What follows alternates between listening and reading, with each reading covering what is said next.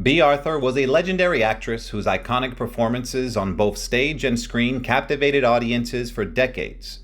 Best known for her roles in the groundbreaking sitcoms Maude and The Golden Girls, Arthur was a trailblazer for women in entertainment, breaking down barriers with her wit, humor, and unparalleled talent.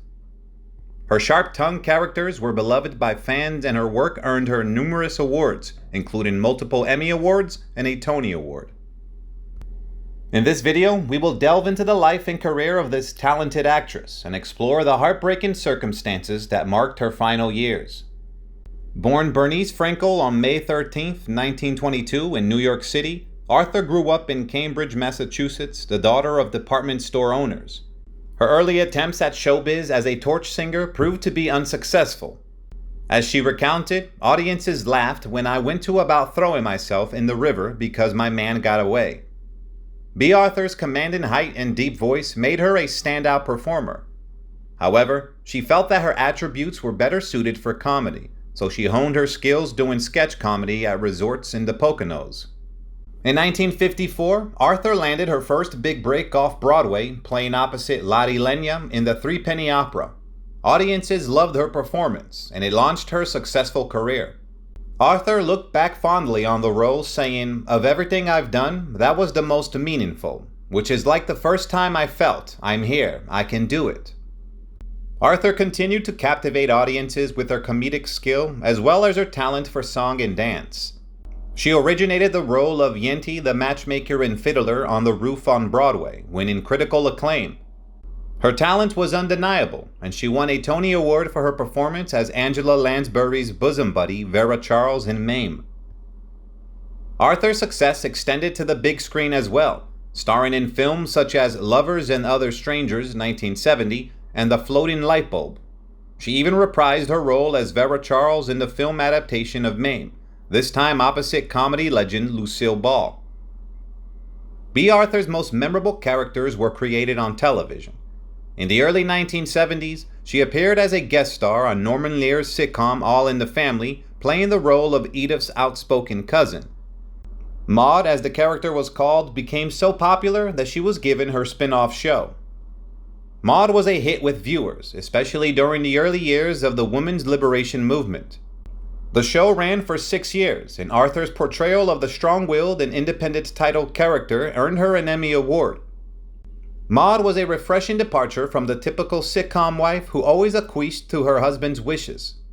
Instead, Maude spoke her mind, stood up for her beliefs, and refused to be pushed around. The character was an inspiration to many women who were tired of the traditional roles assigned to them in society. Maude's popularity was a testament to the changing attitudes of 1970s audiences who welcomed a female character who did not fit the mold of a young model and was unapologetic about her opinions. Bea Arthur's portrayal of Maude remains a beloved and enduring part of television history. Her character paved the way for other strong female characters who refused to conform to societal expectations and challenged the status quo. Bea Arthur's portrayal of Maude, a no-nonsense, middle-aged woman, was a perfect embodiment of her talents as an actress in the 1970s. With her graying hair, big body, and gravelly voice, she was able to authentically portray a character believably dealing with controversial issues. The show, which was a spin-off of All in the Family, tackled hot potato issues head-on, including an unexpected midlife pregnancy that led Maude to have an abortion. This was a bold move for a sitcom at the time, and one that more modern shows have been too timid to repeat. After Maude, she had an unsuccessful attempt at another sitcom with Amanda's, which only lasted 10 episodes.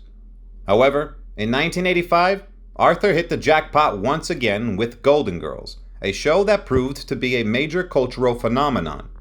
The ensemble piece featured Arthur alongside Estelle Getty, Rue McClanahan, and Betty White, and it followed the lives of a group of older women living together in a household.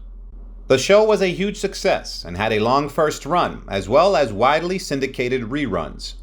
All of the stars won Emmys, including Arthur, who won 2 for her portrayal of Dorothy Zbornak. In the show, Dorothy is a divorcee who cares for her elderly mother, played by Getty. After her divorce in the 1970s, following 30 years of marriage, she has embodied strong and independent women on screen. However, Despite her exceptional success, Arthur is known to be a deeply shy and serious person who avoids personal interviews and talk shows. Although she does not identify as political or spiritual, she considers herself a humanitarian and is actively involved in acquired immunodeficiency syndrome support work and animal rights. In a demonstration of her advocacy for animal rights, she once sent a single yellow rose to each of the 237 congresspeople who voted to end a $2 million subsidy to the mink industry. Perhaps the most significant demonstration of Arthur's humanitarian principles was her assistance in her elderly mother's suicide. This act displayed her willingness to stand up for her beliefs and principles, regardless of the consequences. Bea Arthur gained a cult following in the 1990s. Some of this attention is due to the movie Earheads 1994, in which the characters demand naked pictures of her as part of their outrageous demands. Bumper stickers with the phrase "Bea Arthur, be naked" and a drink called Bea Arthur's Underpants, made from Mountain Dew, vodka, and beer, were created due to her cult status. However, on April 25, 2009, Bea Arthur passed away from lung cancer in Los Angeles. She was 86 years old. Her death was mourned by many fans and fellow actors who appreciated her unique talent and contributions to television history.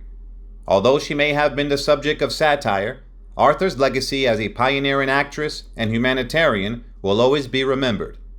Goodbye and rest in peace, Bea Arthur.